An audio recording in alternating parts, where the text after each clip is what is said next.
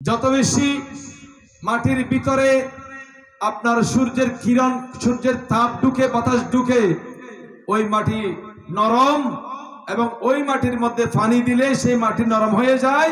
আর নরম জায়গার মধ্যে আপনি কোনো ফসল যদি আপনি রোপণ করেন, গাছ রোপণ করেন, খুব তাড়াতাড়ি বড় হবে। ঠিক কিনা বলে? ঠিক একইভাবে যার অন্তর নরম, যার অন্তরের ভিতরে আওলাদে রসুলের মোহাব্বত থাকবে, যার অন্তরের ভিতরে রসুলুল্লাহর প্রেম থাকবে, যার অন্তরের ভিতরে আল্লাহ পাকের ভয়ভীতি থাকবে, ওই ব্যক্তির অন্তর নরম হওয়ার কারণে ইসলামের হুকুম আহকাম তিনার সামনে যদি বয়ান করা হয়, খোদা কি কসম, তার অন্তর নরম হয়ে সঙ্গে সঙ্গে ক্যাচ করে, শক্ত করে ধরে আমল করতে শুরু করে। জুড়ে বলুন সুবহানাল্লাহ। আর যার সিনা শক্ত, যতই সাফাসাফি করে কোনো লাভ, যতই সাফাসাফি করে কোনো লাভ, যত ওয়াজ করেন না কেন, অন্তর নরম হয় না। প্রত্যেকে নরম হবে। আপনি সকাল থেকে দুপুর, দুপুর থেকে সন্ধ্যা, সন্ধ্যা থেকে ফজর পর্যন্ত সারা দিন সারা রাত আপনি গুনার মধ্যে লিপ্ত। আপনার জবান থেকে মিথ্যা অনর্গল বের হয়, আপনার জবান থেকে সত্য কথা বের হয় না। আপনি সব সময় মিথ্যার উপর থাকেন, মিথ্যা কথা বলেন, মিথ্যা কসম করেন, এবং হারাম জিনিস আপনি বক্ষণ করেন। তো আপনার সিনা কিভাবে নরম হবে শক্ত না হয়ে? ঠিক কিনা বলেন? সেই জন্য আমাদেরকে ওয়াজে বয়ানে নরম করতে পারে না। একটা কলা গাছ, কলা গাছ আছে না নাই? জোরে বলুন, আছে না নাই? কলা গাছ যখন কলার তোর আসে নাই, তখন সোজা। যখন কলার তোর আসবে, একটু করে ঝুঁকাবে, এরপরে আস্তে আস্তে কলার ফোনা যেটা বের হয়, আমরা কাঁদি বলি আর কি, আর হাদি হয়ে দেরি, এই হাদিতে আস্তে আস্তে ডর হয়, কালাতে মোটা মোটা হয়, আস্তে আস্তে কালা গাছে ঝুঁকতে হয়। ঠিক না বেটি? খান্না বাজি আর হইলে জানুন না, আর হইলি আমরা বুড়ো হয়ে গেলেও কিন্তু ঝুঁকবো না, আমরা বাংবো না, কিন্তু মস্কাতে জানি। ঠিক কিনা বলে? এই ধরনের ইমানদারের কোনো আল্লাহর কাছে দাম আছে? ওই সমস্ত ব্যক্তিদেরকে আপনি যত ওয়াজ করেন না কেন, কোন ওয়াজে কাজ হবে? তাহলে আর মুরব্বির হাত উন্নি দিয়ে হয়তো ওইলি ৯ ৯০ নয়, ওইলি মাতন নবাজে ওইলি ওইলি ৯ নইলি ৯ শূন্য গলাকে ৯০ বেললিও আমি তো ন। আল্লাহ পাক আমাদেরকে আমল করার তৌফিক দান করুক, বুঝার তৌফিক দান করুক। আমাদেরকে এই মাহফিল থেকে যাওয়ার সময় হেদায়েতের ফাতিও নিয়ে আমাদের ঘরের মধ্যে ফিরে যাওয়ার তৌফিক দান করুক। যারা বেনামাজি, তারা নামাজি হয়ে ঘরে ফেরার তৌফিক দান করুক। যারা সুদখোর, ঘুষখোর, জেনাহুর, মিথ্যাবাদী, পরের জায়গা, পরের জমি যারা দখল করতেছে, এই ধরনের আমল থেকে মহান রব্বুল আলামিন আমাদেরকে বেঁচে থাকার তৌফিক দান করুক। আরো জোরে বলেন না আমিন। হইবেন না গর্বিত না লয় এলে হনকে আর উত্তর আসা নাকি বড়ে কর্মীতি কারণ আমাদের এলে হনকে আসা না, সুদখোর, ঘুষখোর, জেনাহুর, মিথ্যাবাদী, পরের সম্পদ লুণ্ঠনকারী, স্বামী স্ত্রীর মধ্যে বেজালকারী, বাইয়ে বাইয়ে মারামারি, কেউ আছেন? এই ধরনের থাকলে কোনো লাভ নেই। তওবা করা ছাড়া এই বেয়াদবি, এই গুনাহ মাফ হবে না। তওবা করতে হবে। এগুলো সবগুলো গুনাহে কবিরা। গুনাহে কবিরা করলে অবশ্যই তওবা করতে হবে। দুই ভাই, একজনের নাম কবিরা আর একজনের সগীরা। কবিরা কি দূর আছে, একখান নালিশ লই, হুজুর অনার আইলেন দেন, কি বাদ কি সমস্যা?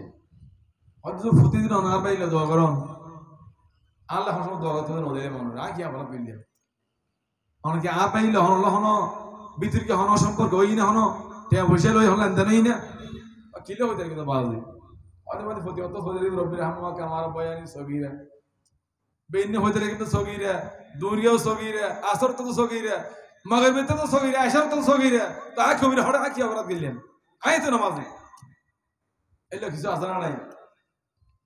অবাদি তুই হুজুর হাত দাবা মনে করুন আর লথি হুজুর হই দেরি লতিফুল দাবাজি বেতো আনা তোমার ভাইয়ের নাম ন ইবে তো মূলত ওই আল্লাহ দোয়া করিবে আর মা বাবা লয় মোর দোয়া শিক্ষা দিতে আর আল্লাহ আর দোয়া শিক্ষা দিতে মা বাবাকে দোয়া করিবে আল্লাহ রব্বির হামহুমা কামা রাব্বায়ানি সগীরা। যা হোক আমি সেদিকে আর যাব না। আমি কুরআনুল করিম থেকে একেবারে মশহুর উলামায়ে কেরামরা যেই আয়াত দিয়ে বয়ান করেন, যে আয়াতটি আল্লাহ পাক সরাসরি আওলাদ রাসূলের শানে অবতীর্ণ করেছেন, এই ধরনের একটি আয়াত আমি গুনাহগার তেলাওয়াত করেছি।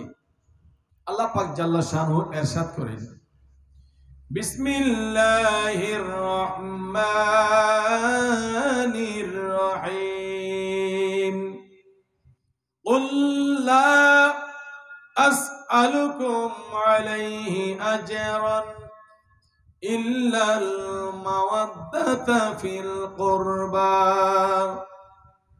আল্লাহ পাক বলেন, ইয়া রাসূলুল্লাহ, ইয়া হাবিবাল্লাহ, নবীজি, আমি আল্লাহ পাক জাল্লা শানুহু আপনার মাধ্যমে আমার বান্দাদেরকে যত নিয়ামত দিয়েছি, নিয়ামত দিয়েছেন কিনা আল্লাহ পাক? একটু জবান খোলেন, আল্লাহ পাক আমাদেরকে নিয়ামত দিয়েছেন কিনা? এই কথা সত্য না মিথ্যা? আমাদেরকে মসজিদে নামাজ পড়ার সুযোগ দিয়েছেন, এটা আল্লাহ পাকের নিয়ামত না? আপনার আমার মতো অনেক মানুষ রাস্তায় ঘাটে আছে, আপনার আমার চাইতে আরো অনেক শক্তিশালী মানুষ, একসময় শক্তিশালী ছিল, আজকে রোগাক্রান্ত হয়ে মেডিকেলের মধ্যে কাতরাচ্ছে, ঘরের বিছানায় পড়ে আছে, বেডে পড়ে আছে। তো আল্লাহ পাক আমাদেরকে সুস্থ রেখে মসজিদে এনেছেন, নামাজ পড়ার সুযোগ দিয়েছেন, নামাজ শেষ করে আওলাদ রাসূলের স্মরণে মাহফিলের মধ্যে আসার সুযোগ দিয়েছেন, এটা আল্লাহ পাকের নিয়ামত কিনা? কথা বলতে পারবেন?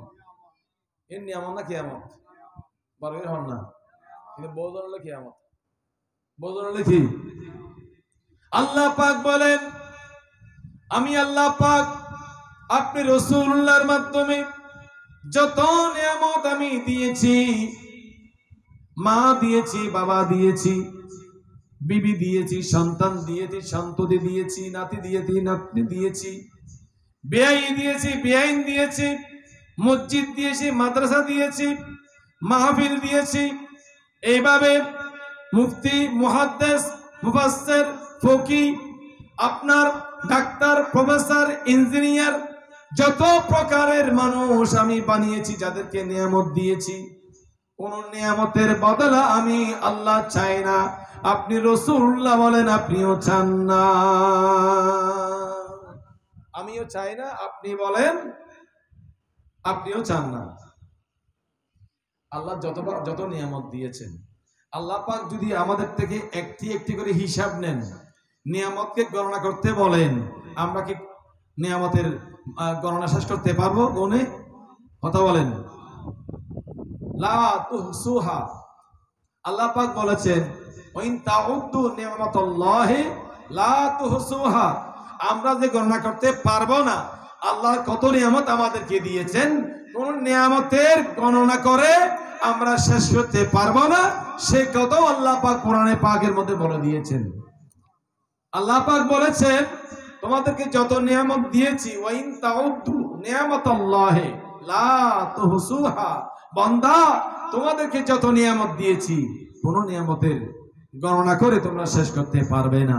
তো আমার আল্লাহ বলেন, লা আসআলুকুম আলাইহি আজরান, আমি যত নিয়ামত দিয়েছি, আপনি যদি আপনার বডির মধ্যে, আমি যদি আমার শরীরের মধ্যে, লতিফুজুর শরীরের মধ্যে, এবং যার যার শরীরের দিকে তাকিয়ে আমরা যদি আমাদের একটি নিয়ামতের কথা স্মরণ করতে থাকি, মনে করেন আমাদের চোখ না থাকলে আমরা অন্ধ। অন্ধ মানে কিছু নাই, অন্ধ মানে কি? কিছু নাই। যে ব্যক্তি অন্ধ, যার একটা চোখ নাই আর একটা আছে, ওই ব্যক্তিকে যদি আপনি বলেন, ভাই আপনি কি চান, উনি বলবেন, ভাই রে আমার একটা চোখ অন্ধ, আমি চাই আর একটা চোখ যেটা অন্ধ আছে, ওই অন্ধ চোখটাও আল্লাহ পাক ভালো করে দিক, এটাই আল্লাহর দরবারে আমার চাওয়া। জুড়ে বলুন সুবহানাল্লাহ। ঠিক কিনা বলে? যার একটা ফাঁস আর একটা নাই, তাকে জিজ্ঞাসা করেন, ভাই আপনি কি চান, ওই ব্যক্তি বলবে ভাই রে আমার একটা পা আছে আর একটা পা নাই, আমি সুস্থ শরীরে এখান থেকে কলেজ গেট যাব হেঁটে, সেই সক্ষমতা আমার নাই, আমি চাই আমার একটা পা কাটা, একটা পা নাই, ওই পাটা যদি ভালো হতো, দুই পাতে আমি পর করে হেঁটে হেঁটে আমি কলেজ গেটে যেতাম, কানহাটে বাজার করতে যেতাম। জোরে বলুন সুবহানাল্লাহ। এভাবে আপনি যদি আপনার শরীরের মধ্যে একটি অঙ্গকে নিয়ে আপনি একটু অ্যানালাইজ করেন, কম্পেয়ার করেন, কম্পিটিশন করেন, পরীক্ষা নিরীক্ষা করেন, দেখতে পাবেন আপনার আফাদ মস্তক সবগুলো মহান রব্বুল আলামিনের রহমত। ঠিক কিনা বলেন? একটি একটি রহমত যদি আপনি গণনা করতে থাকেন, খোদা কি কসম, আপনার গণনার পরিধি শেষ হয়ে যাবে। মহান রব্বুল আলামিনের যে নিয়ামত দিয়েছেন, কোন নিয়ামতের গণনা করে আপনি শেষ করতে পারবেন না। আমার আল্লাহ বলেন, ইয়া রাসূলুল্লাহ, আপনি রাসূলুল্লাহর মাধ্যমে আমার বান্দাদেরকে আমি যত নিয়ামত দিয়েছি, কোন নিয়ামতের বর্ণনা, কোন নিয়ামতের বদলা, কোন নিয়ামতের বিনিময় আমি আল্লাহ চাই না। আপনি রাসূলুল্লাহ বলেন আপনিও চান না। আমার নবী বলেন আল্লাহ আপনি কি চান? আমার আল্লাহ বলেন, ইয়া রাসূলুল্লাহ ইল্লাল মাওয়াদ্দাতা ফিল কুরবা। আমি রাসূলুল্লাহ, আপনি হাবিবুল্লাহ, আমি আল্লাহ পাক আপনি রাসূলুল্লাহর মাধ্যমে জানান দিতে চাই, আমি কোন নিয়ামতের বদলা চাই না, শুধুমাত্র চাই আপনি রাসূলুল্লাহর ইমামে আলী মাকাম সহ 72 জন আওলাদে রাসূল যারা ময়দানে কারবালায়, যারা রাসূলুল্লাহর বিবি সহ যারা রয়েছেন, তাদের ভালোবাসা আমি আমার বান্দা থেকে চেয়ে নিচ্ছি। জোরে বলুন সুবহানাল্লাহ। সেই শিক্ষা আমাদেরকে দিয়েছেন। ইয়া রাসূলুল্লাহ, জিন্দাবাদ জিন্দাবাদ। দেখেন আমার আল্লাহ চাচ্ছেন যত নিয়ামত দিয়েছি, নিয়ামতের কোটা আল্লাহ পাক সবখানে দেয় নাই। নিয়ামতের কোটা আমরা তো কোটা দিয়ে ফেলি, সব নিয়ামত তো আল্লাহর। আমার নবী বলেছেন, আল মান্নানু লা ইয়াদখুলুল জান্নাহ, যারা কোটা দেয়, কোটা দানকারী ব্যক্তি জান্নাতে যাবে না। আমরা তো একটু ব্যতিক্রম হলে বন্ধুকে বন্ধু কোটা দিয়ে দিই, তোকে এত টাকা দিয়েছিলাম বিপদের সময়, তোর মায়ের বিয়ের সময় আমি 10,000 টাকা দিয়েছিলাম, তোর ছেলের বিয়ের সময় আমি টাকা দিয়েছিলাম, তুই যখন জেলের মধ্যে বন্ধু হয়ে গিয়েছিলি আমি টাকা উত্তোলন করে তোকে সরিয়েছি, বলি কিনা আমরা? খবরদার। আমার নবী বলেছেন, আল মান্নানু লা ইয়াদখুলুল জান্নাহ, খবরদার, কোটা দানকারী জান্নাতের আশপাশেও যাবে না। জান্নাতে প্রবেশ করাতে দূরের কথা, জান্নাতে প্রবেশ করাতে দূরের কথা, জান্নাতের আশপাশে যেতে পারবে না। ওই নর নারী যারা মানুষদেরকে সম্পদ খাওয়িয়ে, ভাত খাওয়িয়ে কল্যাণ করে তার কোটা দেয়, ওই ব্যক্তির জন্য জাহান্নাম ওয়াজিব, জান্নাত হারাম হয়ে যায়। জোরে বলুন নাউজুবিল্লাহ। কিন্তু কোটা দেওয়ার মালিক একমাত্র কে? জোরে বলুন কে? সেই জন্য আল্লাহর একটি নাম মান্নান, আল মান্নান। আমাদের নাম কি? আব্দুল মান্নান। সে মান্নানে আব্দুল মান্নান। আমার ভাইয়েরা যাদের নাম রাখে আমরা রাখি না, আব্দুল মান্নান, আব্দুল হান্নান নাম রাখি না, সেটা বলছি। মান্নান একমাত্র আল্লাহ পাক। আমরা হলাম সেই আল্লাহ পাকের বান্দা আব্দুল মান্নান, মানে কোটা দানকারীর বান্দা। কোটা দিতে পারবেন কে? কারণ সবকিছুর মালিক কে? আমরা কি মালিক? अरे भाई আমরা তো মুসাফির, यही दुनिया मुसाफिर है, वही आखिर ठिकाना, कोई आगे रवाना है, कोई पीछे रवाना।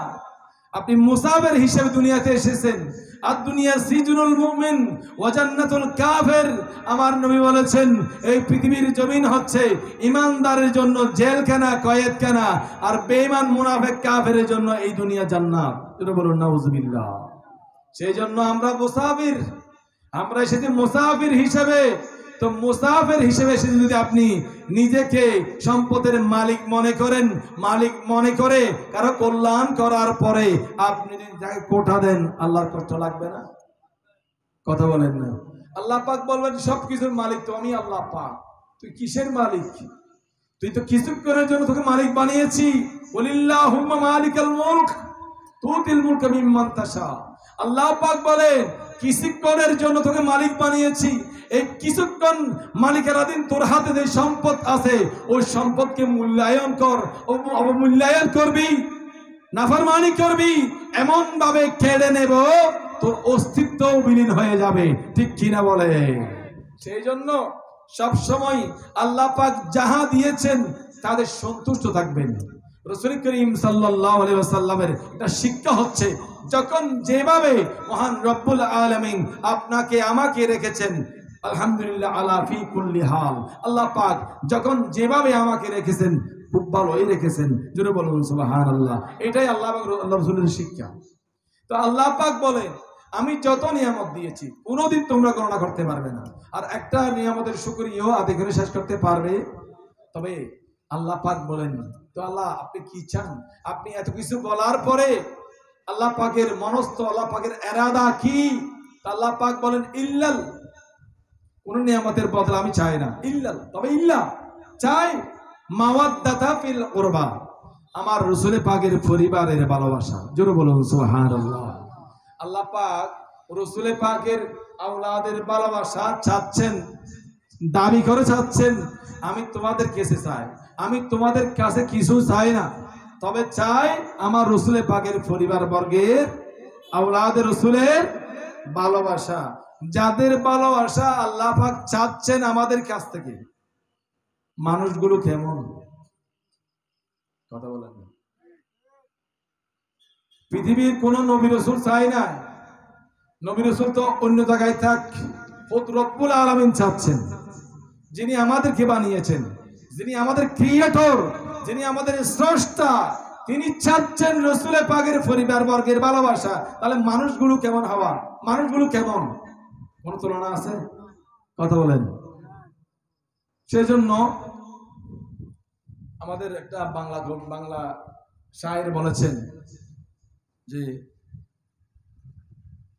গাছ যদি হয় নূরের, ফুল হবে সব তার সব নুরি, সৈয়দি মুর্শিদি, সৈয়দি মুর্শিদি তৈয়ব শাহ কাদেরি, সৈয়দি মুর্শিদি তাহের শাহ কাদেরি, তোমার তাদের তরে দিতে পারি মোদের জান কুরবানি, সৈয়দি মুর্শিদি। সেই গজলের মধ্যে রয়েছে যে, এবং আলা হযরত বলেছেন,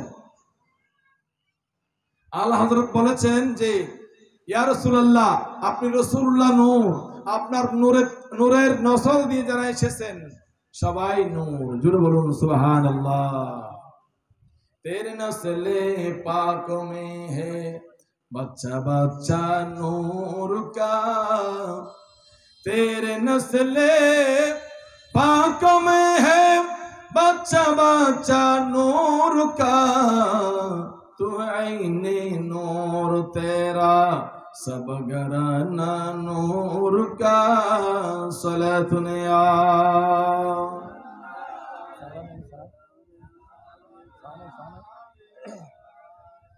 দেখেন রাসূল করিম সাল্লাল্লাহু আলাইহি সাল্লাম এবং রাসূল পাকের নসল দিয়ে যারা দুনিয়াতে এসেছেন সবাই নূর। জোরে বলুন সুবহানাল্লাহ। আল্লাহ পাক জাল্লা শাআনহু বলেন, ইয়া রাসূলুল্লাহ, আপনিও বলেন আমিও বলছি, আপনিও বলেন, আপনিও কিছু চান না আমিও কিছু চাই না, ইল্লাল মাওয়াদ্দাতা ফিল কুরবা। এখানে মাওয়াদ্দাত শব্দের অনেক ব্যাখ্যা বিশ্লেষণ রয়েছে।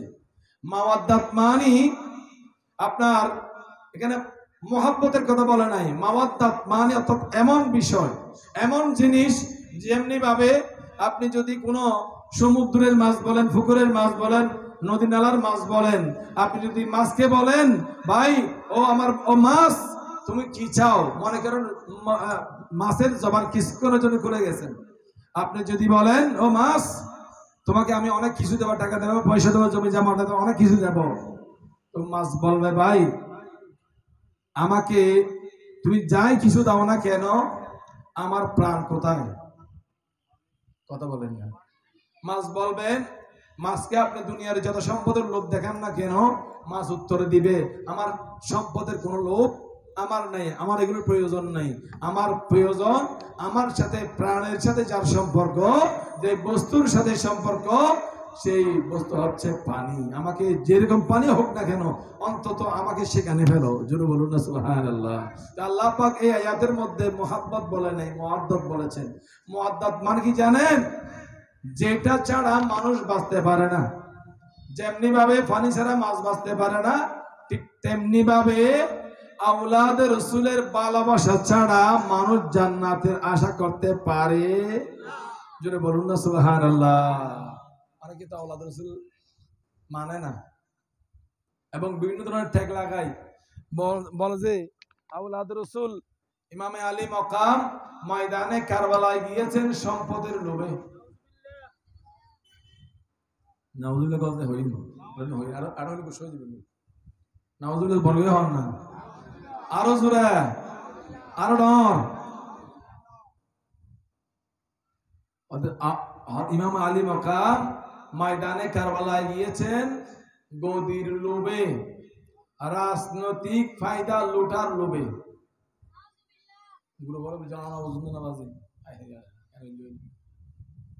নাউজুবিল্লাহ বলবে হন না। এই জায়গায় নাউজুবিল্লাহ হইলে সওয়াব। নাউজুবিল্লাহ মানে কি জানেন? নাউযু মানে আউযু, দুনো সেম সেম होता है। বলে আউযু বিরাব্বিন নাস নাই, বলে আউযু বিরাব্বিল ফালাক নাই, আল্লাহ তত্ত্ব নাই ফানা চাই। নাউযু বিল্লাহ মানে আল্লাহ এই সমস্ত কমপক তত্ত্ব না, আল্লাহ আর ফানা চাই। জোরে বলুন না সুবহানাল্লাহ। সেটা নাউযু বিল্লাহ পর্যন্ত পানা চাওয়া, পরিত্রাণ চাওয়া আল্লাহর কাছে ওই সমস্ত কর্মকাণ্ড থেকে দূরে থাকার জন্য প্রার্থনা করার নাম নাউযুবিল্লাহ। মনে থাকবেন তো, নাউযুবিল্লাহ হইলে সব আছে। যারা বলেন ইমামে আলী মকাম সম্পদের লোভে ময়দানে কারবালায় গিয়েছেন, যুদ্ধ করতে গিয়েছেন কি জন্য জানেন? গভর্নরের লোভে। নাউযুবিল্লাহ বলেন। যুদ্ধ করতে গেলে কি 6 মাসের শিশু নিতে হয়? আপনি কি 6 মাসের শিশু নিয়ে আপনি কারোর সাথে ঝগড়া করতে যাবেন? মনে করেন আপনার সাথে কোনো ভাইয়ের সাথে কোন এলাকার কোনো মানুষের সাথে ঝগড়া লাগছে, আপনি আপনার কোলের মধ্যে আপনার সন্তান আছে, মনে করেন আমার বদ্দা, আপনার কি নাতিনে নাতিনি, ওনার কোলের মধ্যে নাতিনি আছে, মনে করেন আমার আঙ্কেল পিছনে যিনি আছেন তিনের সাথে ঝগড়া লাগিয়ে গেছে রাস্তার মধ্যে। তিয় আই আই তিয় মাতের তিয় আই আই আর নাতিনি কারণ লাই আয় থোড়া সাস আয়ু ওই হইলে না হয় না হন क्या ये सोडा फोआ आई बेर होलो हो जियो तन जानी आई बेर हो जियो तन नय क्या फोआ बेर गथ फरे उली फोआ बेर ব্যথা পাইবো আর নাতি নে ব্যথা পাইবো আর নাতি ব্যথা পাইবো আর फोआ দুঃখ হইবো এত লাই आई फोआ কেন ঘর লাই আই তারা তোরা সাস আইম ঠিক না বেড়ি খাওয়া না क्या तो ইমামে আলী মকাম 6 মাসের শিশু নিয়ে নিজের বিবিকে নিয়ে অন্য সদস্যদেরকে নিয়ে আমরা তো অনেক সময় ভয়ানক জায়গায় গেলে আমরা পরিবারের সবাইকে নিয়ে যাই না, কারণ সবাই গেলে সেখানে সবার জন্য ক্ষতির সম্ভাবনা রয়েছে, ঠিক কিনা বলেন? সেই জন্য ঘরের মধ্যে ছোট ছোটদেরকে রেখে আমরা বড়রা কোথায় যায়? ওই ভয়ানক জায়গার মধ্যে যায়। ইমামে আলী মকাম গিয়েছেন আল্লাহ পাকের ওয়াদা রক্ষা করার জন্য। রাসূল পাক সাল্লাল্লাহু আলাইহি ওয়াসাল্লামের ওয়াদা রক্ষা করার জন্য আমার নবী দোয়া করেছিলেন, আল্লাহুম্মা আতিল হুসাইনা আজরাউ ওয়া সাবরা। আল্লাহ আমার ইমামে আলী মকামকে যখন ময়দানে কারবালার মধ্যে কমবক্ত সীমার ছুরি চালাবেন, আল্লাহ আমার ইমাম হোসেনকে ধৈর্য এবং সবর এবং আজরার মানে প্রতিদান দান করিও। জোরে বলুন সুবহানাল্লাহ। আমার নবী দোয়া করেছিলেন, আমার নবীর দোয়ার ফসল ইমাম আলী মকাম সপরিবারে 6 মাসের শিশু সহ কোথায় গিয়েছেন? ময়দানে কারবালায় গিয়েছেন।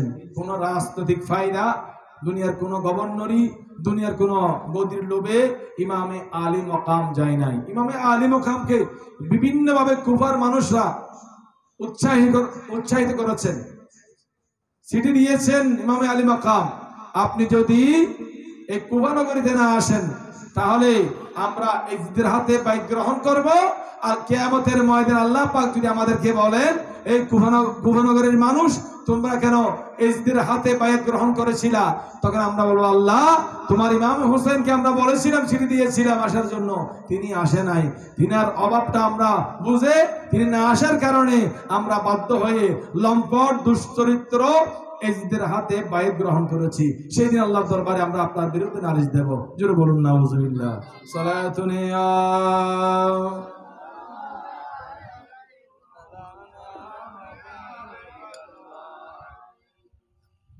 দেখেন, ইমামে আলী মকামের দরবারে হযরতে সৈয়দনা আব্দুল্লাহ ইবনে আব্বাস রাদিয়াল্লাহু তাআলা আনহু, সৈয়দনা হযরতে আব্দুল্লাহ ইবনে ওমর রাদিয়াল্লাহু তাআলা আনহু, তিনারা দুইজনেই আরজ করলেন, ইয়া ইমাম হুসাইন, আপনার দরবারে আমাদের আরজ, আমাদের কাকুতি।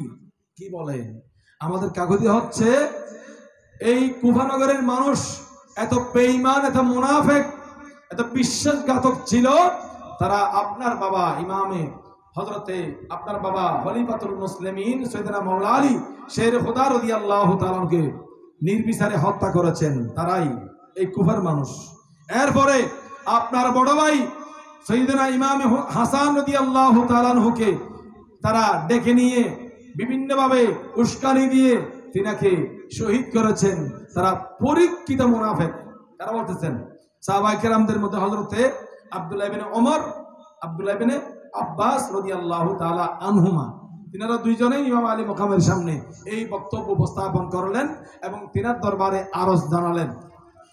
তো ইমাম আলী মকাম রাদিয়াল্লাহু তাআলা আনহু তিনি বলেছেন, কুফার মানুষটা আমাকে যেভাবে আন্তরিকতা দেখাচ্ছেন এবং সেখানে না গেলে তারা আমাকে আমার বিরুদ্ধে আল্লাহর দরবারে কি দিবেন? নালিশ দিবেন। আমি আল্লাহর দরবারে আমার রাসূলুল্লাহর, আমার নানার যে ওয়াদা আমার সাথে হয়েছে সেটা ভঙ্গ হয়ে যাবে।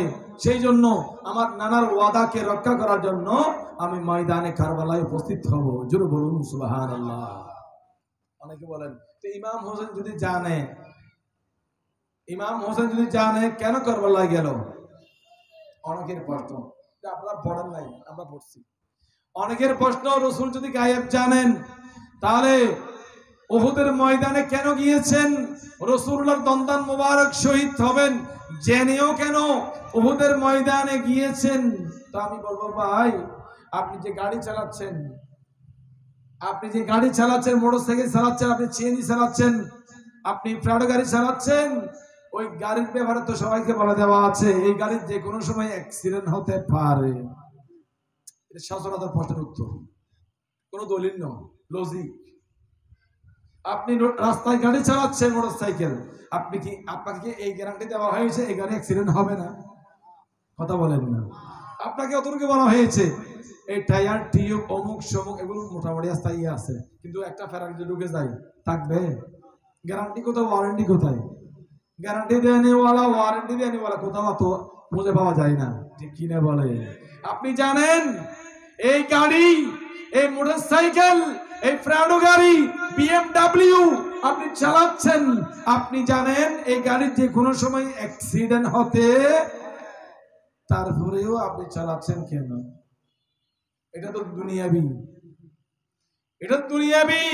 রাসূল করিম সাল্লাল্লাহু আলাইহি ওয়াসাল্লাম তিনি তো হাবিবুল্লাহ, মুসা কলিমুল্লাহ, ইব্রাহিম খলিলুল্লাহ, আমার নবী হাবিবুল্লাহ মানি রাসূলুল্লাহ সাল্লাল্লাহু আলাইহি সাল্লামের সন্তুষ্টির মধ্যে আমি আমার আল্লাহ পাকের সন্তুষ্টি। জোরে বলুন সুবহানাল্লাহ।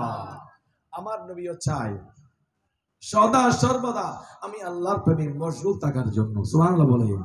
তিনি রহমাতুল লিল আলামিন। আমার নবী একদিন রাতের গভীরে নামাজের নিয়ত বাঁধলেন।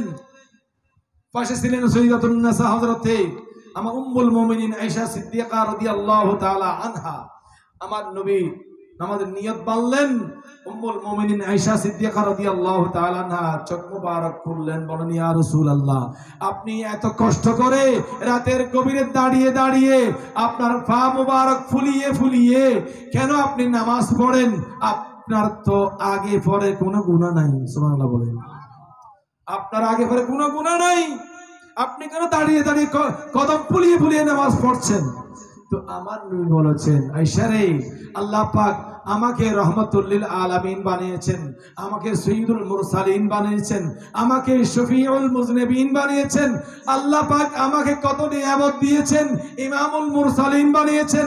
কাল কিয়ামতের ময়দানে কোটি কোটি মানুষের সামনে, লক্ষ লক্ষ আম্বিয়া কিরামদের সামনে আমি রাসূলুল্লাহকে সুপারিশের এখতিয়ার এক ফার্স্ট আমাকে দেওয়া হবে। এত নিয়ামত আল্লাহ আমাকে দিয়েছেন, আমি রাসূলুল্লাহ কি সে আল্লাহ পাকের ওয়াফাদার নবী হব না? সুবহানাল্লাহ বলে। রাসূলুল্লাহ সাল্লাল্লাহু আলাইহি ওয়াসাল্লাম জানেন উহুদের ময়দানে আমার নবীর দমদম মোবারক, কিন্তু আল্লাহর প্রেম মশগুল ছিলেন। ওয়াদুহা ওয়াল লাইলি ইযা সাজা মা ওয়াদ্দাআকা রাব্বুকা ওয়া মা ক্বালা ওয়ালাল আখিরাতু খায়রুল লাকা মিনাল উলা, ওয়ালাল আখিরাতু খায়রুল লাকা মিনাল উলা। ইয়া রাসূলুল্লাহ, আপনার ইহ জগৎ থেকে পরবর্তী জগৎ উত্তম। সুবহানাল্লাহ বলেন। ওয়ালা সাওফা ইউতিকা রাব্বুকা ফাতারদা। ইয়া রাসূলুল্লাহ, আপনি যতক্ষণ খুশি হবেন না আমি আল্লাহ পাক ততক্ষণ দেব। সুবহানাল্লাহ বলেন। সেই সুবাদে সেই কথার ভিত্তিতে কিয়ামতের ময়দানে আল্লাহর সামনে আমার নবী সিজদায় পড়বেন, আমার নবীর ইচ্ছায় আল্লাহর কুদরতি কদমে। তো আমার নবী বলেন, আমি আল্লাহর সামনে, আল্লাহর কুদরতি কদমের সামনে সিজদায় পড়ব উম্মতের জন্য, উম্মতের গুনাহ মাফ করিয়ে জান্নাত দেওয়ার জন্য। তো আমি রাসূলুল্লাহ আমার ইচ্ছায় সিজদায় যাব, আমি ততক্ষণ সিজদায় থাকবো যতক্ষণ আল্লাহ পাক রাখবেন, অর্থাৎ আমি সিজদা থেকে আবার উঠবো আমার আল্লাহর ইচ্ছায়। জোরে বলুন সুবহানাল্লাহ। আল্লাহ পাক বলবেন, এরফা রাসাক ইয়া রাসূলুল্লাহ, ইয়া রাসূলুল্লাহ, আপনি দুনিয়াতে আসা থেকে শুরু করে 63টি হায়াতে মুবারকার মধ্যে আপনি কেঁদেছেন অনেক বছর ধরে, সব সময় কেঁদেছিলেন উম্মতের জন্য। আমি আল্লাহ পাক জাল্লা শানুহু ময়দানে মাহশরের মধ্যে আপনার কান্নাকাটি চায় না। এরপর রাসাক ইয়া রাসূলুল্লাহ, ইশফাত তুশাফা ইয়া রাসূলুল্লাহ, আপনি যার জন্য মন চায় সালতোতা, যার জন্য মন চায় তার জন্য সুপারিশ করেন, আপনার জন্য সুপারিশের দরজা উন্মুক্ত। জোরে বলুন সুবহানাল্লাহ। সেই রহমাতুল লিল আলামিন যিনাকে সবকিছু নিয়ামত দিয়েছেন, তিনি কি এতগুলো নিয়ামত পাওয়ার পরে আল্লাহর অর্ডার কি অমান্য করবে? কথা সেখানে, কথা সেখানে। আমরা তো বেওফা, আমরা নাফরমান। নামাজের আযান হয়েছে, আমাদের কোনো ব্লুকআপ নাই, কানের মধ্যে ধুলো লাগিয়ে আমরা দুনিয়াদারি করতেছি। ঠিক কিনা বলে? তিনি তো রাসূলুল্লাহ, তিনি তো হাবিবুল্লাহ। আল্লাহ অর্ডার দিয়েছেন, ইয়া রাসূলুল্লাহ ময়দানে উহুদের মধ্যে যান, সেখানে গিয়ে কাফেরদের বিরুদ্ধে যুদ্ধ করেন আপনার সেনাপতিত্বে। জোরে বলুন সুবহানাল্লাহ।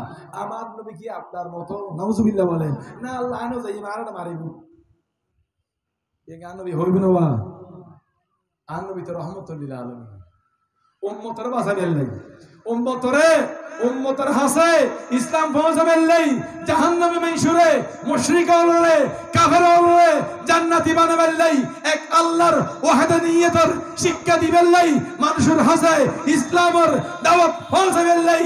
আর নবী উহুদের ময়দানত দন্দন মুবারক শহীদ করছি, বদরের ময়দানত সেনাপতির দায়িত্ব পালন করছি, তবুকুর ময়দানত দায়িত্ব পালন করছি।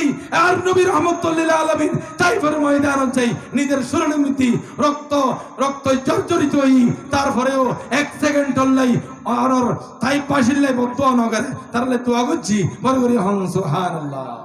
কায়দা বানানা বাজি বেতেল দেওয়ালি ওটা ধ্বংস করে দে।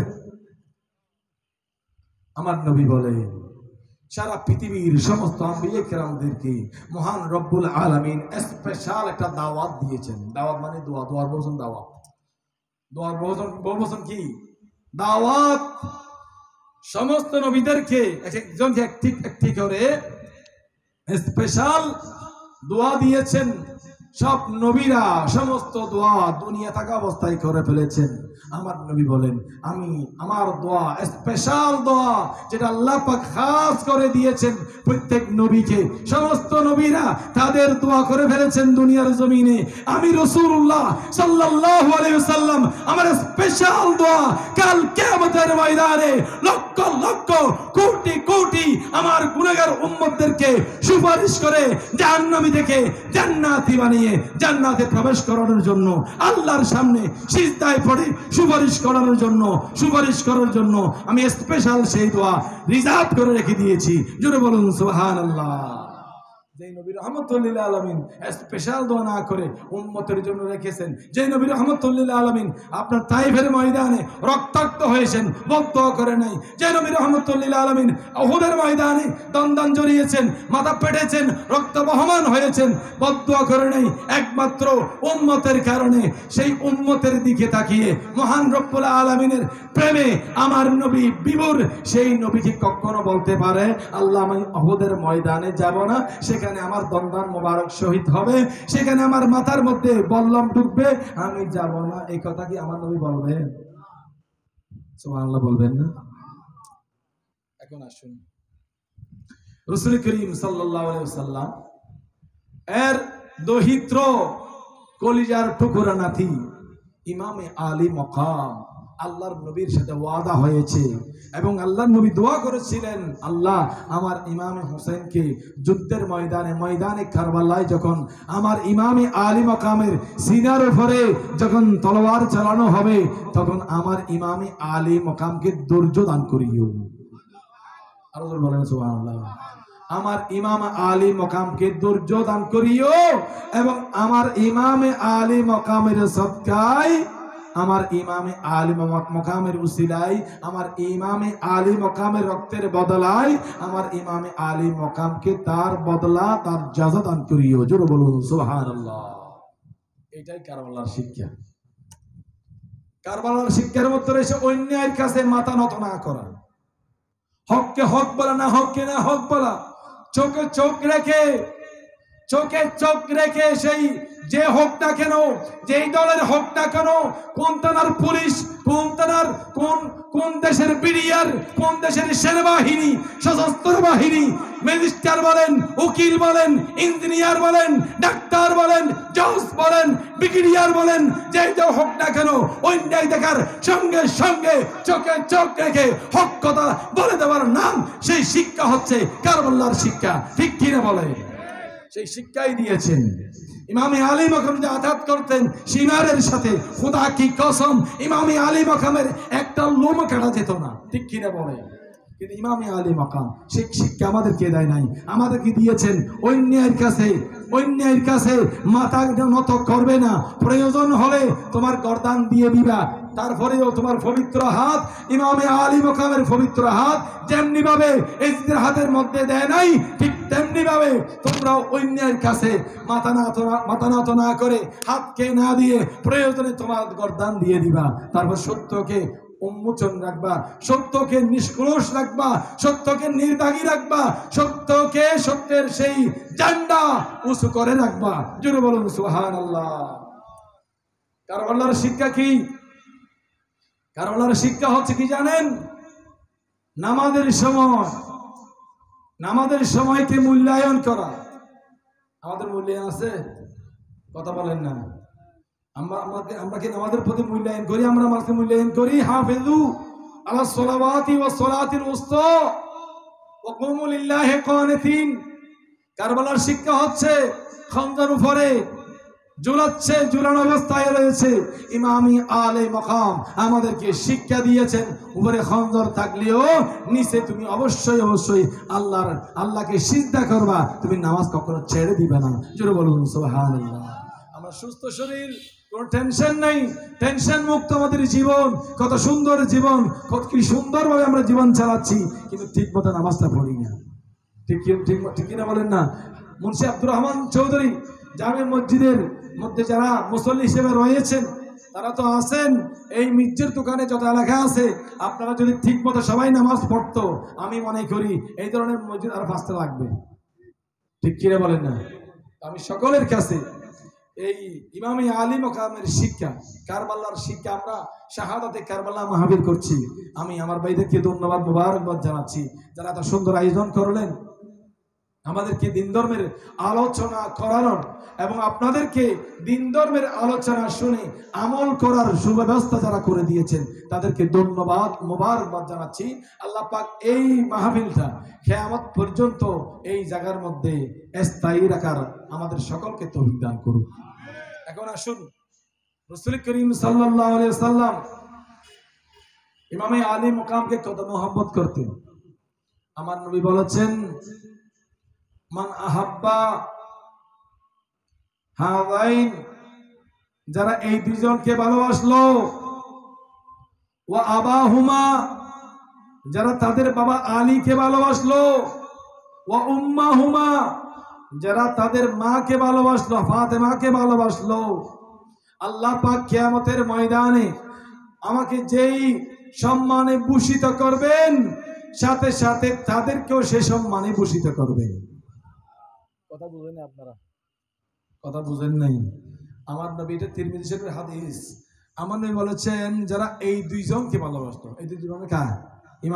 ইমামে হোসাইন, ইমামে হাসান, ইমামে হুসাইন, যারা এই দুইজনকে ভালোবাসলো, ওয়া আবাহুমা, যারা আলীকে ভালোবাসলো, ওয়া উম্মাহুমা, যারা তাদের মাকে ভালোবাসলো, আল্লাহ পাক জাল্লা শানুহু কিয়ামতের ময়দানে আমাকে যেই মর্যাদা দিবেন আল্লাহ পাক তাদেরকেও সেই মর্যাদায় সমাসীন করবেন। জোরে বলুন না সুবহানাল্লাহ।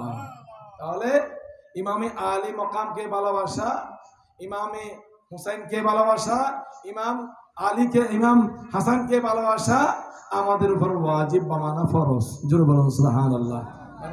রাসূলকে ভালোবাসাও ফরজ, রাসূলের মাধ্যমে রাসূলের আওলাদদেরকে ভালোবাসাও কি ফরজ। জোরে বলুন না সুবহানাল্লাহ। নামাজ কার জন্য? কথা বলে, নামাজ কার জন্য? নামাজ যদি আল্লাহর জন্য হয় তো সেখানে ইমামে আলী মাকাম কি আমরা দরুদ শরীফ পড়ি কিনা? আল্লাহুম্মা সাল্লি আলা মুহাম্মাদ ওয়া আলা আলি মুহাম্মাদ পড়ি কিনা? কেন পড়ি? নামাজের ভিতরেও আল্লাহ পাক যেই দরুদ শরীফ পছন্দ করেছেন সেই দরুদ শরীফের ভিতরে ইমামে আলী মাকাম আছে না নাই? ইমামে হুসাইন, ইমামে হাসান আছে না নাই? আমার নবীর পরিবারবর্গ আছে না নাই? ইমাম আলী আসগর আছে না নাই? ইমাম মুসলিম বিন আকিল আছে না নাই? মুসলিম বিন আকিলের দুই সন্তান ইব্রাহিম এবং মোহাম্মদ আছে না নাই? সুতরাং এই ইমামে আলী মাকাম সহ আওলাদ রাসূলকে ভালোবেসে নামাজের ভিতরে দরুদ শরীফ পাঠ করা সুন্নতে মুআক্কাদা। ইচ্ছা করে পাঠ না করলে নামাজ ভঙ্গ হয়ে যাবে, ঠিক কিনা বলেন? এবং সেই নামাজের ভিতরে আত্তাহিয়াতু লিল্লাহি ওয়াস সালাওয়াতু ওয়াত তাইয়্যিবাত, আসসালামু আলাইকা আইয়ুহান নবিয়্যু ওয়া রাহমাতুল্লাহি ওয়া বারাকাতুহু ওয়াসসালামু আলাইনা ওয়া আলা ইবাদিল্লাহিস সালিহিন। ইবাদিল্লাহিস সালিহিনের ভিতরে সর্বপ্রথম আমার নবীর পরে সমস্ত সাহাবায়ে কেরাম, এর সাথে সাথে আমার নবীর আওলাদ রাসূল আছে না নাই? ইবাদিল্লাহিস সালিহিনের মধ্যে আওলাদ রাসূল আছে না নাই? সুতরাং আওলাদ রাসূলকে মুহাব্বত করা ফরজ, যেমনি ভাবে নামাজ পড়া ফরজ, ঠিক তেমনি ভাবে আওলাদ রাসূলকে মুহাব্বত করাও কি ফরজ। সেই জন্য এই ইমামে আলী মাকামের স্মরণে যারা এই নুরানি মাহফিল আমাদেরকে উপহার দিয়েছেন তারা খুবই ভাগ্যবান, ঠিক কিনে বলেন? আর যারা ঘরের মধ্যে বসে আছি, দোকানে বসে আছি, বিভিন্ন জায়গায় বসে বসে দুনিয়ার আলাপের মধ্যে লিপ্ত আছি, আমরা কোফাল ভরা। কি ভরা? কথা কি ভরা? কোফাল ভরা ভাগ্যবালা নাই, তাদের ভাগ্য প্রসন্ন।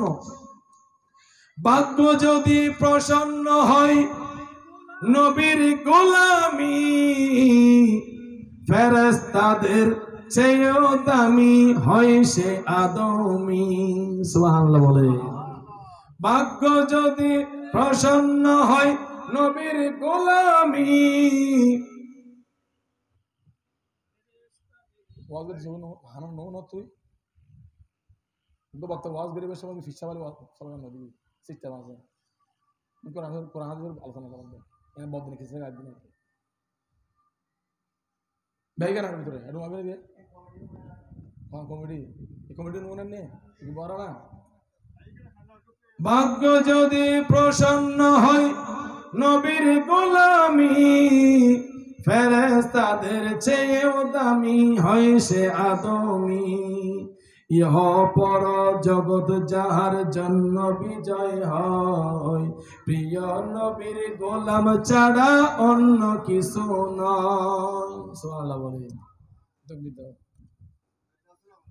বক্তাদের আগে সুযোগ দিবে তোমরা তাই কেন হড় লাগবে না বজার মাঝখানে হলো নারে তাকবীর, নারে রিসালাত, নারে গাউসিয়া, আহলে সুন্নাত ওয়াল জামাত প্রধান বক্তার আগমন, প্রধান বক্তার আগমন। সবাই একটু অন্তর থেকে বলেন মারহাবা। এ পর্যায়ে ইতিমধ্যে আমাদের মাহফিলের মধ্যে তশরিফ এনেছেন